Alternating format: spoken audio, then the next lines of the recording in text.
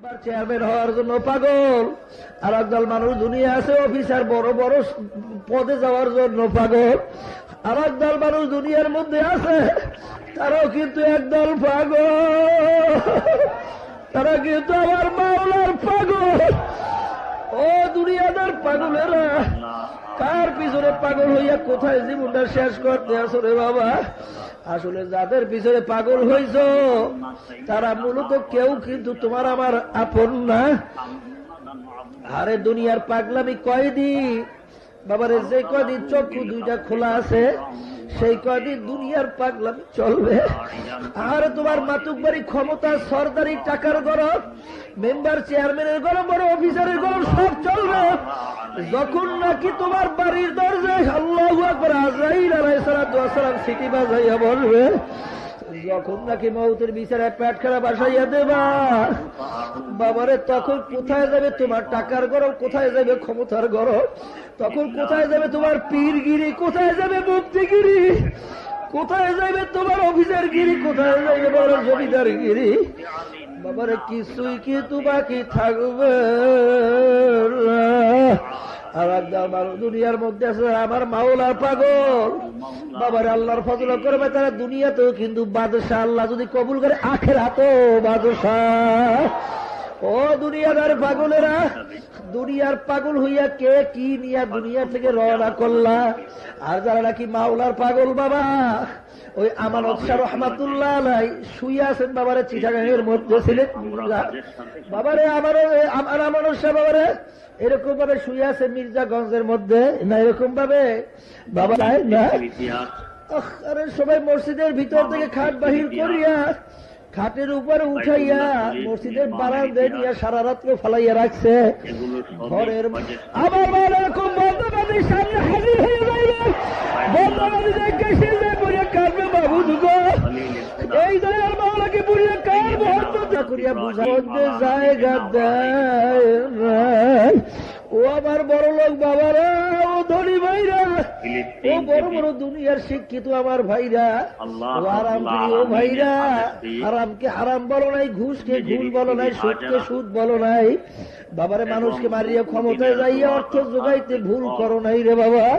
এত কিছু গুছাই টুছাই সুন্দর বাড়ি করলা, গাড়ি করলা, ঘরকে বাবার টাইল দিয়া সাজাইলে, এয়ার কন্ডিশন দিয়া সাজাইলা, কিন্তু বাবারে তোমার কষ্ট করে তো টাকা দিয়া ঘর বাড়ি করলা। আর কেমন তোমার আপন তোমাকে এখন তোমার ঘরে জায়গা দেয় না, এখন তোমাকে দেখলে ভয় ভয়।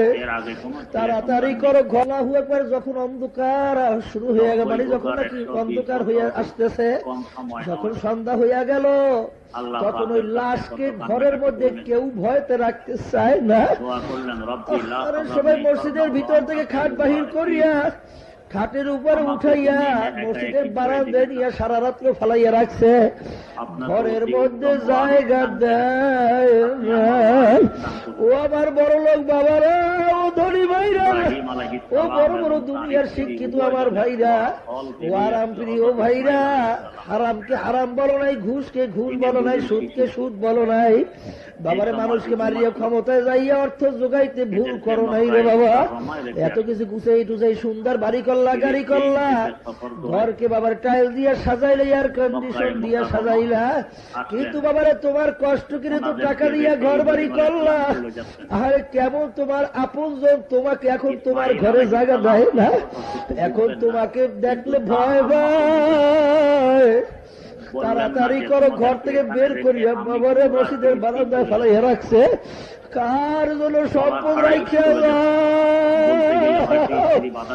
বাবারে, যারা নাকি মাওলার পাগল হইতে পারবে। আল্লাহু আকবার, দুনিয়াতেও বাদশা, আল্লাহর হুজুর আখিরাতেও বাদশা। তারা কিয়ামতের ময়দানে উঠিয়া কোথায় হিসাব, কোথায় নিকাশ, কোথায় বেহেশত, কোথায় দোজখ, তাদের কোনো খেয়াল থাকবে, উঠিয়া এমন ভাবে দৌড় মারবে, বলো বাবু গো তুমি কোথায়, তোমাকে একটু দেখতে চাই বাবু গো। দুনিয়ার মধ্যে কত সুন্দরী সুন্দরী মেয়েদের ডান্স নাচ গেছে মাবুদ গো, কত লোক দৌড়িয়ে গেছে, কিন্তু আমি যাই নাই, তুমি বেজার হইয়া যাওয়া। কত হারামি করার সুযোগ পাইছি, করি নাই, তুমি বেজার হয়ে যাবা। কত ঘুষ খাওয়ার সুযোগ পাইছি, যাই নাই, তুমি বেজার হয়ে যাবা। মাবুদ গো, আমার উপরে নিচে চাকরি করে, আমি উপরে চাকরিজীবী, আর আমি ঘুষ খাই নাই, ও ঘুষ খাইয়া আরে কত বাড়ি করলো, কত গাড়ি করলো, কত আরামে চললো। এমনকি আমার স্ত্রী আমাকে মাঝে মধ্যে খোটা দিতেছে, তুমি কেমন বেটা, ও নিচে চাকরি করিয়া কত আরামে চলে, কত গাড়ি বাড়ি, কত কিছু করলো। মাবুদ গো, আমি ঘুষ খাই নাই, তোমার ভয় তুমি বেজার হইয়া যাবে। মাবুদ দেখো তুমি কোথায়, তোমাকে একটু দেখতে চাই, আমাকে একটু দেখা দাও। পাগলের উঠে দৌড়ি ব্যাট ডাকবে, মাবুদ গো শীতের রাত্রে আল্লাহু আকবার, কনকন্যা শীত, ফজরের সময় মসজিদে মুয়াজ্জিন আযান দিয়েছে। মাবুদ গো, কত মানুষ ল্যাপ টাইন না, নাক টাইন না ঘুমায়, আর যখন নাকি আযান দিয়েছে ল্যাপটাকে আমি ফালাইয়া রাখিয়া উযু করে ঠান্ডা পানিতে ঠক ঠক করে কাঁপতে কাঁপতে পাগলের মতো যাইয়া মসজিদে দাঁড়াই গেছি, ঘুমাইয়া থাকে, তুমি বেজার হইয়া যাবা। মাবুদ গো কই, তোমাকে একটু দেখতে চাই। পাগলেরা বলবে, মাবুদ গো আল্লাহু আকবার, সমাজের মধ্যে আমাকে কত দাড়ি রাখছি, টিটকারি করছে, টুপি মাথায় দিছি, টিটকারি করছে, লম্বা জামা গায়ে দিছি, টিটকারি করছে, এমনকি একজন আর একজনের গায়ের মধ্যে হাসতে হাসতে একজনের গায়ে আর একজনে পড়িয়ে গেছে। মাবুদ দেখো তুমি কোথায়, তোমাকে একটু দেখতে চাই। বাবুকে একটু দেখা দাও, তোমাকে একটু দেখতে চাই। সাতারাউনা রাব্বাকুম কামা তারাউনাল কমারা ফি লাইলাতিল বদরে। বাবারে, কিয়ামতের ময়দানে আল্লাহু আকবার, যেরকম নাকি চন্দ্র আকাশে উঠে গেলে দেখতে কোনো ভিড়াভিড়ি লাগে না, সমস্ত মানুষ যেরকম সুন্দর ভাবে দেখতে পারে, আমার বাবা এরকম বন্ধবাদীর সামনে হাজির হয়ে যাবে। বন্ধবাদী দেখে সে যায় বলে কাঁদবে, মাবুদ গো এই দয়াল মাওলাকে বুড়িয়ে কার মহব্বতে পড়িয়া জীবনটাকে শেষ করছি। বন্ধবাদী সে যায় বুড়িয়া কাঁদবে, কোথার থেকে বছর হাজার হাজার বছর চলিয়া যাইবে, বন্ধবাদীর খবর থাকবে না।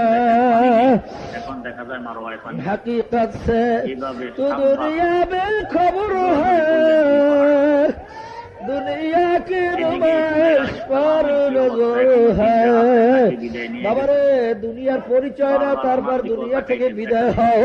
বাবারে, তোমার কবরে তুমি যাবা, আমার কবরে আমি যাব। আমার আব্বাজান বলতে গেলে প্রত্যেক আলোচনায় বলতো, বাবারে তোমার কবরে তুমি যাবা, আমার কবরে আমি যাব। বলতে বলতে আজকে নাকি আব্বাজান তার কবরে তিনি গেছেন, তিনি আর দুনিয়াতে নাই। আমরা কেউ তার কবরে যাইতেও পারি না।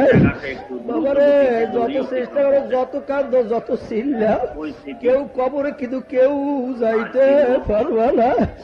কবর কথা একটু চিন্তা করো, মৌতের কথা একটু স্মরণ করো। বাবা, কবর কেমন জায়গা, অন্ধকারের ঘর, পোকা মাকড়ের ঘর, সাপ বিচ্ছুর ঘর, যেই ঘরের মধ্যে পাতি নাই, সাথী নাই, যেই ঘরের ভিতরে আত্মীয় নাই, স্বজন নাই, যেই ঘরের মধ্যে আবার তোমার আল্লাহু আকবার কোন তোমার সাথীও নাই, বাতিও নাই। বাবারে, সেই কবর মধ্যে কেমনে থাকবে একটু মনে বুঝাইয়ে তারপর মাওলার কবরে যাইও। বাবারে, ছাত্র যদি পরীক্ষা দেওয়ার আগে প্রস্তুতি গ্রহণ না করে, ওই ছাত্র কিন্তু ভালো ফলাফলের আশা করতে পারে না। বাবারে, আগে কবরে যাওয়ার আগে যদি প্রস্তুতি গ্রহণ না করো, ওই কবরও কিন্তু ভালো ফলাফলের আশা করা যায় না। আল্লাহু আকবার, যারা নাকি জাকিরিন হবে, মাওলার জিকির করবে, বাবারে আল্লাহু আকবার, আল্লাহু আকবার,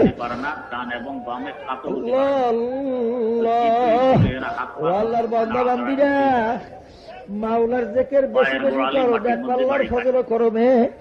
মাওলার জিকিরের আগুন যদি নুই যদি একবার কলমের ভিতরে জ্বলিয়ে যায়, আল্লাহর ফজলে দেখবা সমস্ত গুনার থেকে তোমার আমার দিলকে আল্লাহর ফজলে পোড়াইয়া সারখার করিয়া দিলটা আল্লাহ মুখী হইয়া যাইবে। বাবারে, আল্লাহ আখরে আবু বকর সিদ্দিক রাদিয়াল্লাহু আনহু মাওলাকে কেমন ভয় করছে একটু মনে বুঝাও, তারপর মাওলার কবরে যাও। আল্লাহ তার গোলাম ছিল, আজাদ করে দেবো, গোলাম তুমি আজাদ, আমার জন্য কিছু খাদ্য মাঝে মধ্যে নিয়ে আসলে নিয়ে আসো। গোলাম মাঝে মধ্যে খাদ্য নিয়ে আসে। বাবারে, একদিন পেটেও বড় ক্ষুধা, গোলামও খাদ্য নিয়ে আসছে, জিজ্ঞাসা না করে খাদ্য খাইয়া ফেলছে। গোলাম বলে, হুজুর আপনি তো অন্য অন্য সময় জিজ্ঞাসা না করে খাদ্য খান না, হুজুর আজকে আপনি জিজ্ঞাসা না করে কেন খানা খাইয়ে ফেললেন? হুজুর তখন হুজুর বলে, বাবা তুমি তো অন্য অন্য সময় হালাল উপায় খানা আনো, আজকে মনে করছি হালাল উপায় তুমি আনছো। বাবার পেটেও বড় ক্ষুধা, জিজ্ঞাসা না করে খাইয়ে ফেলছি, বলো বাবা তুমি কিভাবে কামাই করছো? তখন গোলাম বলতেছে, হুজুর আমি যখন কাফের ছিলাম তখন হুজুর জাদুবিদ্যার মাধ্যমে একটা লোককে তদবির করছি, হুজুর সেই লোকটা ভালো হয়ে গেছে, এখন তার সঙ্গে দেখা, ওর বিনিময়ে আমাকে এই খাদ্য দিয়েছে। তখন হুজুর বলে, ইন্না লিল্লাহ, বাবা কি করছো? জাদুর মাধ্যমে তদবির করে কামাই করা সম্পূর্ণ হারাম, তুমি তো আমাকে হারাম খাওয়াইছো। এইটা বললে গলার ভিতরে আঙ্গুল দেওয়া শুরু করছে। বাবার পেটেও ক্ষুধা, পাকস্থলীতে খাদ্য চলে গেছে, আরে বমি আসতে চায় না, খাদ্য বের হয় না, আরে চোখ থেকে দরদর করে পানি পড়তে আছে, চেহারা মুবারক লাল হয়ে গেছে। লোকেরা বলতেছে, হুজুর আপনি তো না জানি না খাইছেন, মাওলা তো মাফ করিয়া দেবে, হুজুর আপনি এরকম কেন অস্থির হয়ে গেলে? তখন তিনি দু চোখের পানি ছেড়ে দিয়ে কান্দে আর বলে, ও আমার সঙ্গীরা, আল্লাহর রাসূল বলছেন যেই রক্ত এবং গোশত হারাম মালের দ্বারা তৈরি হবে, হারাম মালের দ্বারা যে রক্ত এবং গোশত তৈরি হবে তার জায়গা জাহান্নাম ছাড়া হবে না। আমি আবু বকর যদি মারাও যাই, ওই খাদ্য আমার পেটের ভিতর থেকে বের করি ছাড়ব, ও আমি হজম হইতে দেব না, আমার রক্তে গোশত ওই খাদ্য বেরতে দেব না। বাবারে তুমি আর আমি কেমন ভয় করলাম, তারা জাহান্নামকে, মাওলার আযাব ও গজবকে কেমন ভয় করলো। আবার তখন লোকেরা পরামর্শ দিল, হুজুর পেট ভরিয়া পানি খান, গলায় আঙ্গুল দেন, বমির সঙ্গে খাদ্য বের হইয়া যাইবে। তখন তিনি পেট ভরিয়া পানি খাইলো, গলার ভিতরে যখন আঙ্গুল দিল, বমির সঙ্গে খাদ্য বের হয়ে আসলো। তখন তিনি বলেন, আলহামদুলিল্লাহ, মাবুদ গো তুমি আবার হারাম খাদ্য ভিতর থেকে বের করিয়ে দিয়েছো। তারপরে তারা মাওলাকে কেমন ভয় করছে, তুমি আর আমি মাওলাকে কেমন ভয় করি রে বাবা। মনের সঙ্গে বুঝাইয়া তারপর মাওলার কবরে যাইয়া শুইয়া, কারণ বাবার একবার যদি ঠকিয়া বসো আর কিন্তু বাবারে জেদবার আর আশা নাই। ওদের বংশের আবু হানিফা রাহমাতুল্লাহ আলাইহি মাওলাকে কেমন ভয় করছে, তুমি আর আমি মাওলাকে কেমন ভয় করি। এই বনি আমালাকা হযরত ইসমাঈল আলাইহিস সালামের শ্বশুরের বংশ, মনেরে বুঝাইয়া তারপর মাওলার কবরে যাইয়া শুয়ে আবু হানিফা রাহমাতুল্লাহ আলাইহি তার ইতিহাসের ভিতরে দেখবেন বাবারে লেখছে 40 বছর পর্যন্ত এশার ও জুদিয়া ফজরের নামাজ আদায় করছে। এর অর্থ সে উজুজানে টানা অর্থাৎ বিছানে পিঠ লাগায় নাই। এত বড় আবেদ একদিন তাহাজ্জুদের নামাজের মধ্যে দাঁড়িয়ে গেছে, সামনে আয়াত চলে আসলো, আমতাজুল ইয়াউমা আইয়ুহাল মুজরিমুন। কিয়ামতের ময়দানে আমার মাওলা যখন ঘোষণা করবে, হে নাফরমানের দলেরা, হে মুজরিমের দলেরা, আজকে আমার বান্দা বান্দীদের থেকে তোরা জুদা হইয়া যা, আজকে তোরা আলাদা হইয়া যা। আবু হানিফা রাহমাতুল্লাহ আলাইহি শরীরের ভিতরে ভয় এসে গেল যে যখন মাওলা ঘোষণা করবে তখন যদি আমি আবু হানিফা নাফরমানদের কাতারের মধ্যে পড়িয়া যাই, আমার কি উপায় হবে? কেমন সহ্য করব? এই কথা মনে পড়ে শৈলীর ভিতরে থর থর থর করে কাঁপ উঠতে গেল, চোখ থেকে যার যার পানি পড়তে আছে, আর ঘুরিয়ে ঘুরিয়ে বারবার বারবার ওই আয়াত পড়তে আছে, আমতাজুল ইয়াউমা আইয়ুহাল মুজরিমুন, আমতাজুল ইয়াউমা আইয়ুহাল মুজরিমুন।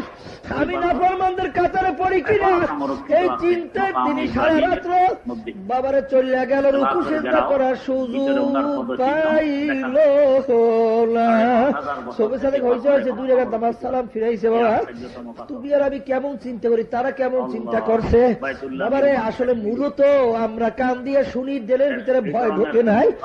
তুমি আল্লাহ বাবার তুমি আর আমি সাপকে ভয় করি, গর্তের ভিতরে জাতি সাপ আছে, যদি বলা হয় 1 লক্ষ টাকা দেওয়া হবে, এর বিনিময়ে আঙ্গুর গর্তের ভিতরে দাও, কেউ রাজি হইবে না।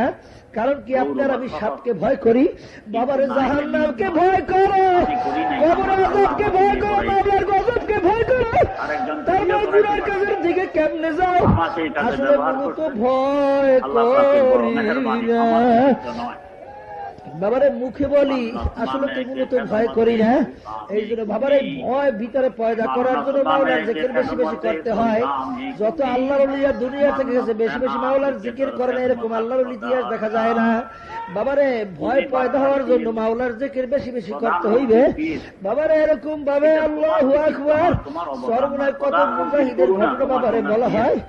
আরে তারা কেমন ভাবে মাওলার দুনিয়া থেকে গেছে, এই শরীয়ত সেদিন বাবারে ওই আসলাম, আর এলাকার ভিতরে সবচেয়ে বড় ধনী মানুষ, বড় মাতুব্বর মানুষ, সর্বনাশ ময়দানে আসছে আল্লাহ এবং বুঝতেছে, এমন ভাবে মাওলার জিকির করা শুরু করছে, একটা সুযোগ পাইছে, এরপর আর আসতে পারে নাই।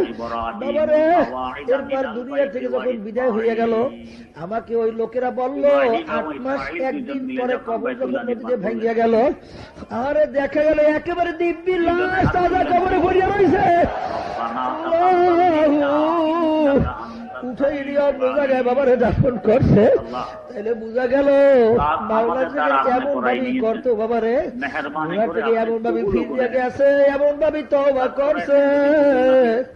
বাবারে মাওলার নজির দুনিয়াতেও কিছু কিছু দেখায়। আখারে মাওলার জিকির বেশি বেশি করেন, আখারে জিকির নিয়ম অনুযায়ী করতে থাকেন, ছাড়িলেন না।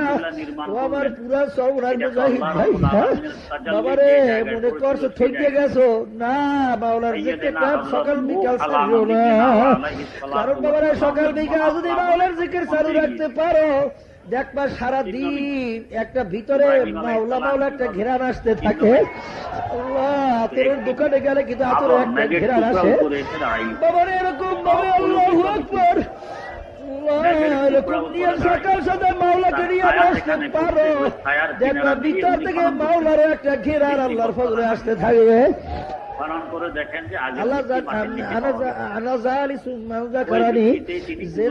আল্লাহু আকবার নিয়ে বসবে, জিকির করবে, আমি তার সঙ্গে বসে যাই, আমিও তার স্মরণ করি। আল্লাহু আকবার এরকম ভাবে জিকির যদি বেশি বেশি আল্লাহর ফজলে করতে পারি, দেখবেন বাবারে বারবার আল্লাহ কেন বলছেন, তারা তো ঔষধ পরীক্ষা করে তারপর বলছে যে এই রোগীর জন্য এই ঔষধ বেশি বেশি। আর আল্লাহ হাদিসের মধ্যে আসছে, আল্লাহ রাসূল সাল্লাল্লাহু আলাইহি ওয়াসাল্লাম বলছে আফজাল যিকির লা ইলাহা ইল্লাল্লাহ। আবার আর হাদিসে বিদা আল্লাহ রাসূল বলেন কুরআনুল কারীম তেলাওয়াত করা আফজাল যিকির, দুটোটা উত্তম যিকির আল্লাহ রাসূল বলেন। এই দুইটার ভিতরে কিভাবে সামঞ্জস্যতা, আল্লাহ থানবী রাহমাতুল্লাহ আলাইহি বলেন বাবারে যাদের নিসবতে বাতিনি তৈরি হয়ে গেছে, মাওলার সাথে গোপন সম্পর্ক হয়ে গেছে, তাদের বেশি বেশি কুরআনুল কারীম তেলাওয়াত করা হলো উত্তম জিকির। আর যাদের এখন পর্যন্ত নিসবতে বাতিনি গোপন সম্পর্ক মাওলার সঙ্গে এখন পর্যন্ত হয় নাই, তাদের বেশি বেশি বসে বসে লা ইলাহা ইল্লাল্লাহ জিকির বেশি বেশি আফজাল জিকির। বাবারে এই জিকির করো, করতে করতে আল্লাহর ফজলে করবে, এমন বুঝ মাওলায় দান করবে যেটা কোনদিন আলোচনা করিয়া বুঝানো যাবে না। রসগোল্লা এরকম মিষ্টি, এরকম মিষ্টি, এরকম স্বাদ, এটা কোন দিন যতক্ষণ পর্যন্ত মুখের মধ্যে লইয়া নাচি বাবা, ততক্ষণ পর্যন্ত কিন্তু বুঝানো যাবে না মাওলার জিকিরের ভিতরে কি মজা। বাবারে শয়তান কিন্তু মাওলার জিকির সহ্য করতে পারে না। আল্লাহর হাবিব বলেন শয়তানু জাসিমুন আলা কলবি আদম, আল্লাহু আকবার, ফাইদা যাকারাল্লাহ খানাসা ওয়া ইযা গাফালা ওয়াসওয়াসা। শয়তান কিন্তু কলবের ভিতরে মজবুত হয়ে বসে থাকে। বান্দাবান্দি যখন নাকি মাওলার জিকির শুরু করিয়ে দেয়, ওই কলবের ভিতরে শয়তান থাকতে পারে না। এই জন্য বাবারে দেখবেন শয়তান কিন্তু মাওলার জিকির সহ্য করতে পারে না। শয়তান তার ঔষধে কিন্তু মাওলার জিকির, ওই শয়তান কলবের ভিতরে বসে বসে কিন্তু ওয়াসওয়াসা দেয়। বাবার এরকম গুনার কাজের জন্য বিভিন্ন কায়দায় শয়তান তোমাকে আমাকে পরামর্শ দেয়। এই জন্য শয়তান তারাবার জন্য কিন্তু মহা ঔষধ হইল মাওলার জিকির। এই জন্য মাওলার জিকির দিয়ে আল্লাহর ফজলে বেশি বেশি করতে পারো, দেখবে এর ভিতরে যে কি মজা। আরে যতক্ষণ পর্যন্ত এই মজা না বুঝবা, বুঝানো যাবে না। লা ইলাহা ইল্লাল্লাহ। আমাদের ভবিষ্যৎ প্রজন্ম এদেরকেও আপনার অনুগত্যশীল বানাইয়ে রাখবেন। ভবিষ্যৎ প্রজন্মের জন্য দোয়া করুন। ভবিষ্যৎ প্রজন্মের জন্য দোয়া করা আমাদের জন্য لا